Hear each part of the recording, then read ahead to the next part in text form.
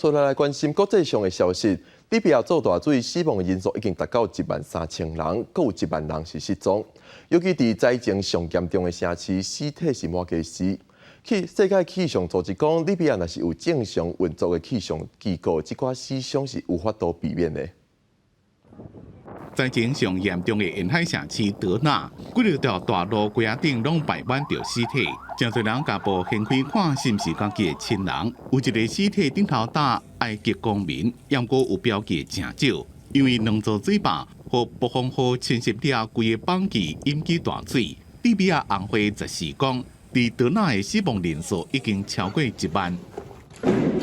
世界各国的救援拢入来，找看是毋是还有人活掉的。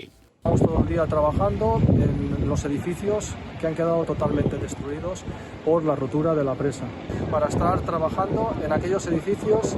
世界气象组织讲，北加利比亚当局活动，讲愿意提供相关的气象资料。不过，利比亚局势即马是真无安全、真无稳定，那无应该是当避免这么严重的灾情。If there would have been a normally operating meteorological service, they could have issued the warnings and also the emergency management authorities would have been able to carry out evacuation of the people. Actually, we have several such countries where we have lack of good governance. And Libya has been in such a stage for the past 5 years. 这边灾难和国际社会看到真罕见的团结，利比亚全国各地政府机构拢赶到灾区提供救援。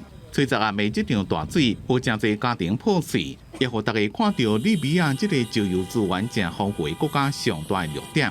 两个敌对政权分别控制东西两边，造成国家基础建设拢无被重视，付出的代价是百姓的性命。世界气象组织伫咧大水发生进前的72点钟久就发预警，透过电子邮件甲媒体通知所有的政府部门。东部的官员也警告并且thiết立沿海地区的居民，不过完全拢无水坝可能会放弃的警告。国家审计机构2021年一份报告指出，政府虽然拨拨200万欧元被保养这两座水库，不过一直拢无做。公司新闻黄文玲编辑。